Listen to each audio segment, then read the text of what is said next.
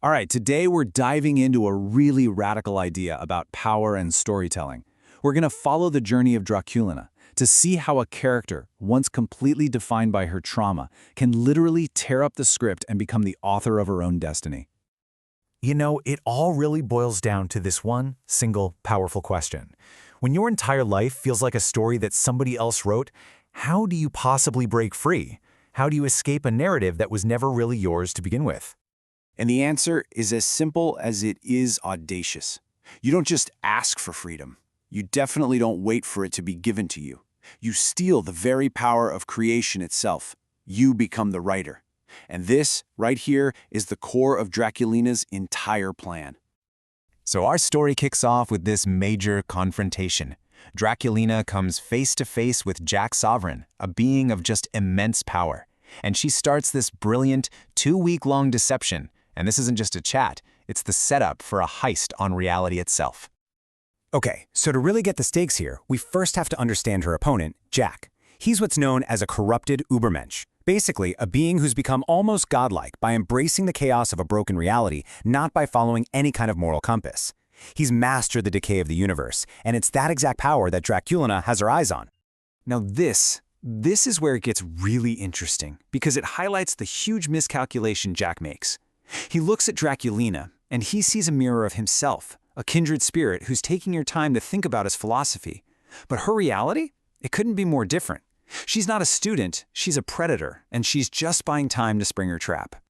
And this just perfectly shows her method. She weaponizes Jack's own ideology right back at him. He's a big believer in this concept of anti-chaos, the idea that a soul with no attachments, no real place, has infinite potential. He thinks he's offering her this amazing gift, but she's just using that idea as the perfect cover for her real plan. So let's get to the heist itself. While Jack thinks she's off contemplating his grand philosophy, Draculina starts this calculated act of self-corruption. It's a plan to steal the very essence of narrative power. And her process, it's a very deliberate 4-step journey into this new kind of power. First, she totally rejects the idea of healing her past. Second, she takes the mirror shards, the very tools used to manipulate her history, and decides to turn them into weapons. Third, she starts siphoning the raw energy of narrative chaos out of them. And finally, she uses that chaos to forge a brand new, corrupted soul. The key here, the thing you have to get, is what she's actually absorbing. In this universe, a retcon isn't just a writer's trick, it's a real, tangible form of energy, the literal power to rewrite reality. Draculina is drinking the very ink that was once used to write her own tragedy, and she's about to use it to pen her own ending. To really understand how wild this is, just look at the contrast with her sister, Vampirella. Vampirella's path to power was this slow, painful journey of healing and purification. Draculina? She chooses the exact opposite, a reckless, dangerous power grab. She's not healing her trauma, she's grafting the power of a fractured reality right on top of it.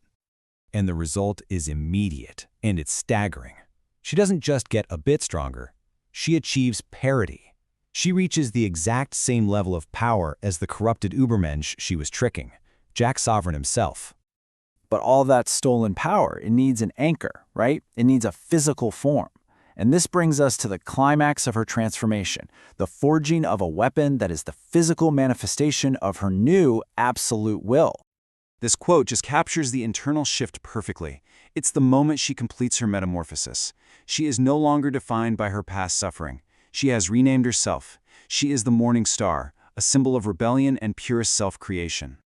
And that internal power is now given a physical home. She forges the Ruby Axe Scythe, a weapon that isn't a gift from anyone, but a creation born entirely from her own will and the power she stole. So let's break down why this weapon is so much more than just a tool for fighting. It is the ultimate symbol of her newfound sovereignty.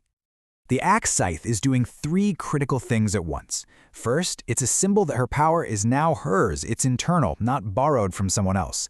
Second, it's an anchor, kind of like a lightning rod, that stabilizes the crazy godlike power she has now, keeping it from just consuming her.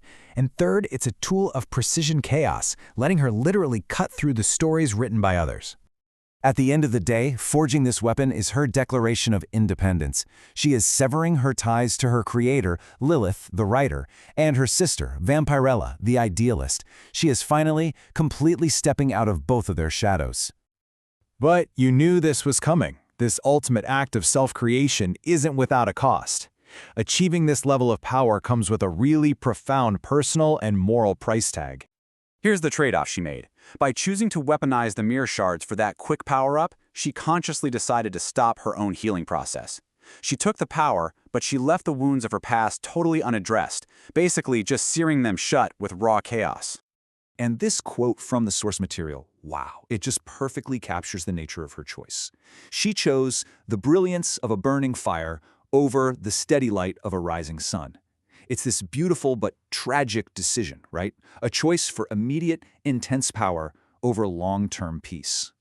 So this decision completely redefines her place in the universe. Her deception is complete. She never intended to be Jack's student. She is now his equal. And maybe more than that, a direct threat. She's either his peer or she's his executioner. And that's what makes her so absolutely compelling now. She has successfully hijacked her own narrative. She is the one and only author of her fate, and in doing so, she has become the ultimate wild card, the most dangerous and unpredictable variable in anyone else's story. Which leaves us with one last, really provocative thought. Draculina's journey shows us this radical path to freedom, to agency. And it asks us this fundamental question about creation and control. When you have the power to steal the story itself, who needs a writer?